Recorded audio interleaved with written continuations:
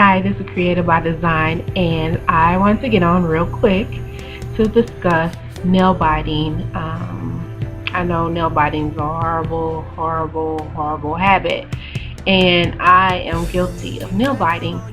But over the past couple of months, I noticed when I get my nails done that I don't do that well. That's why I got on today, because I wanted to talk about 5 ways on how to prevent nail biting.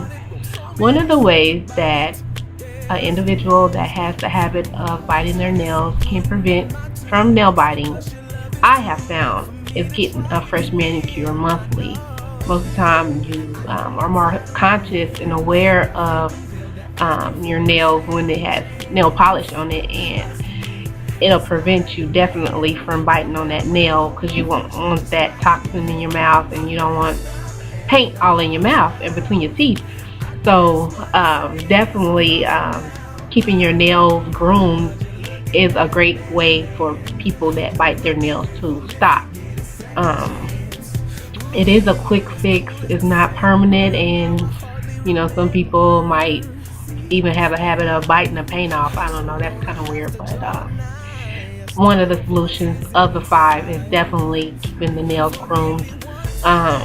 You can do that by giving yourself a manicure every week, or if you can afford it, you can go to a professional manicurist and they can take care of that for you for a reasonable fee.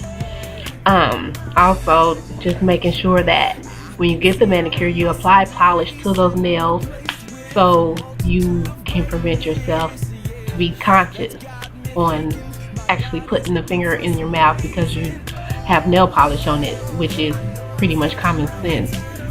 But for those of you who have tried manicures and it still's not working for you, there is other things that you can do. They have something called Betterment, and what they are is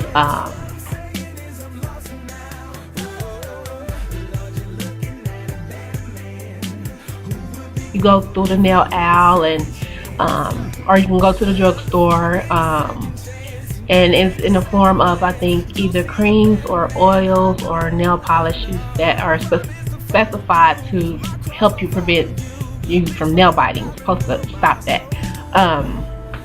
And what happens is when you put your hand in your mouth, you get this nasty taste in your mouth. So subconsciously, every time you put your hand to your mouth, subconsciously your brain gonna remind you last time you did that, you got this nasty taste in your mouth, and it's gonna prevent you from nail biting. They got ingredients like pepper in it, and some kind of other crazy ingredients. But the only thing about that, the latter in it is like a chemical compound that's found in antifreeze, and you don't want your child or your animal to get a hold of that, because that could be detrimental for them. But then they have other things like straight black pepper. But the only thing about it, you can wash it off. So when you figure out it's nasty and you really want to put your nail back in your mouth, you just go wash it off, and it's not as long as the nail polish. And some have successfully kicked the nail biting habit this way, while others get used to the taste and are too disgusted by it to keep it on their nails, so they'll go wash it off. Some try other things like applying stickers or band-aids to their fingers, or wearing the bracelet as a reminder not to bite them, or rubber bands and popping themselves, like athletes do with the rubber bands, popping themselves every time they mess up or every time they decide to bite their nails. And still, for some, this may not be enough for you to stop biting, so perhaps something like a distraction can help you, which is my 3rd way of preventing nail biting. Once you become aware that you are a nail biter, like myself, you could be trying to direct the energy to maybe something different. For some, that means to keep their hands busy so they don't have a chance of consciously or unsubconsciously putting their hands back in their mouth. They do have things like these stress balls that you can use, and basically these little rubber balls that you can squeeze in your hand just to keep you idle. That might help. So whenever you feel the urge to nibble or stick your hand in your mouth, or an urge to bite your nails, You can grab that ball instead to help make that instant gratification disappear, or instant urge to disappear. You can also get something like silly putty to knit in, which is really good and keep you occupied and keep you busy. But if you rather do something more productive with your hands, maybe you can consider a hobby that involves constant hand work. And like me, I like to draw and paint and sketch and do makeup. Or you might like to sew or knit. I mean, I am not a sewer. I can do the pattern and I can design it, but I really don't like sewing. And I thought I was a sewer because I wanted to draw, or I wanted to be a fashion designer. I thought I wanted to sew, but that's another story. I'm not a sewer or a person that knits. But you can also knit, or you can sew, or you can crochet. Whatever you do that's a hobby that keeps your hands occupied, you can do that as well. So when you really get comfortable with one or two of those hobbies, you can do those while watching TV, or while waiting in line, or wherever you may be, or any place that you're under stress. A lot of times that is what triggers a lot of people that bite their nails. When you're under those stressful times, all you need is to have those things so you can subconsciously immediately grab those things instead of biting your nails.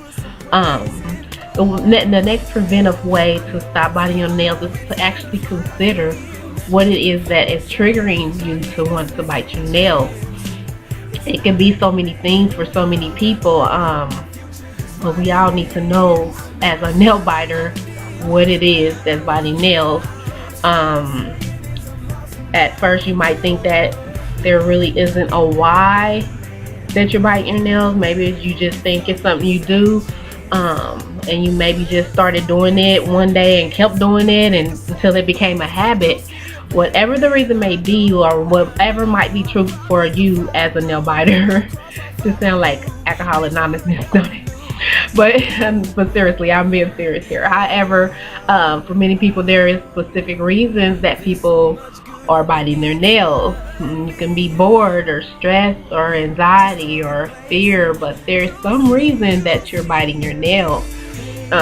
Maybe the first time you bit your nails was the first day of school, when you were just anticipating on what that first day was going to be like.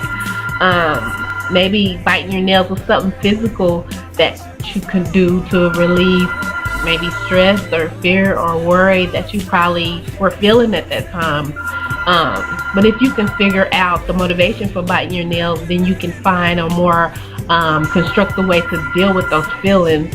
And excuse me, I'm at the shop, so the phone's ringing, but we're closed, so I'm not answering it. But consider keeping like a journal that you can, if it's really that serious, you can keep a journal, and you don't have to write much. Just answer a few questions when you find yourself biting your nails, like where are you? That when you're biting your nails, what you're doing at that time that you want to have that feeling to bite your nails.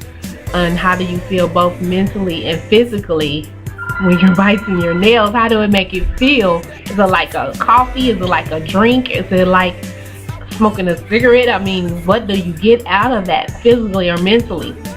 And keep that journal so you'll be able to look back and see those patterns. And also you'll be able to deal with the biting of the nails. You'll be able to see why you're biting your nails, and it'll help you to better deal with it. And you will always be able to remove the source of stress a lot of times, so you can find something else to do. Like we was talking about the hobbies earlier. Like if you feel bored at work, go for a quick walk, or go get a drink of water, or do something that's going to occupy that time when you become aware of why you're doing it. And I'm thinking if you're at work, you don't have time to bite your nails, but I don't know, it depends on what kind of work you do as well. I mean, I can't put my fingers in my mouth because I'm cutting the hair, and that's my preventive measure. I'm not touching this mouth with these hairy hands. So that's one of the measures that helps me not do it. Most of the time doing it when I'm in deep thought, or thinking about something. It seemed like it helped stimulate my thinking. So that's why I formed a habit of doing that. I used to chew on pin heads, and just something that always has to be there to help me stimulate my thinking with chewing on something for some reason. It can be food, it can be ice, it can be a pen. It's not just limited to me biting nails, but sometimes my nails are the closest thing to me, so eventually those are always going to be the ones that's going to be the victim.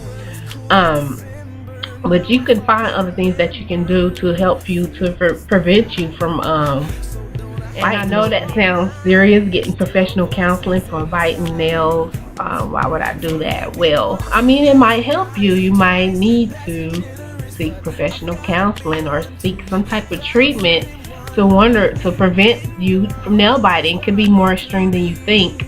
And for those extreme people, I mean the people that bite their nails down to the root of the tutor, that's pretty serious. And I would definitely recommend that you seek professional counseling to be able to target that problem that's leading to you damaging your nails like that and damaging your health like that. And you may have to seek that counseling. They have groups for people that are nail biters, that are OCD, you know, the obsessive compulsive disorder, doing stuff to the extreme that's detrimental for you or that can hurt you. But if you suspect yourself having that OCD or that problem, you might want to consider seeking a psychiatric treatment or a psychologist with that. And I'm being really serious here because people actually do have that problem. I mean, I don't know as far as medication, but to each its own. But therapy definitely can help you with a combination if you need both medication or a doctor. But you always want to consult with your doctor for them to be able to diagnose you for your problem and where you're at. And even if you don't have OCD, you can still try like a lot of the behavior treatments that helps to curb that nail biting habit. And I don't have it that bad.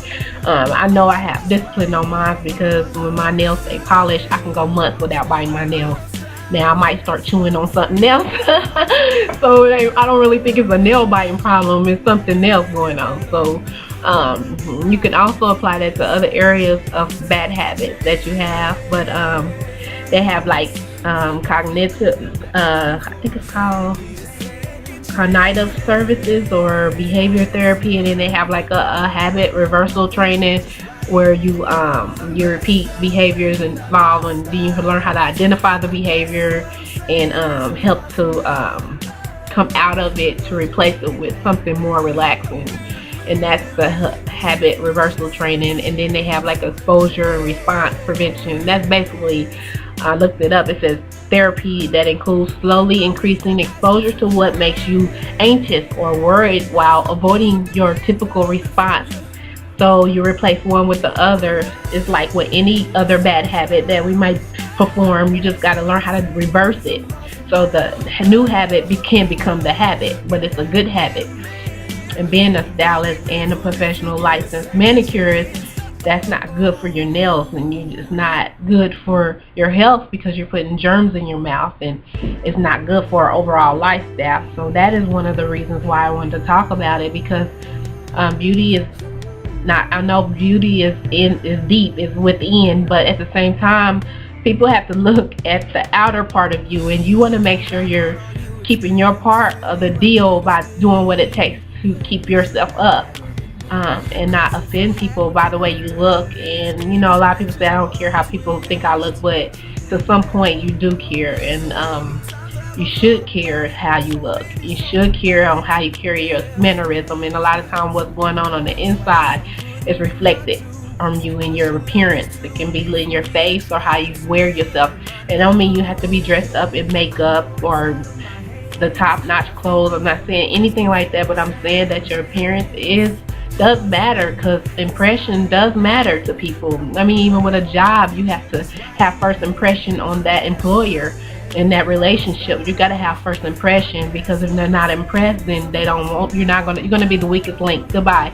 And so basically I'm being serious here, but so as always, I said a mouthful, but I just really hope you can get something from this video that will help you and prevent you from nail biting. God bless, and as always, stay creative.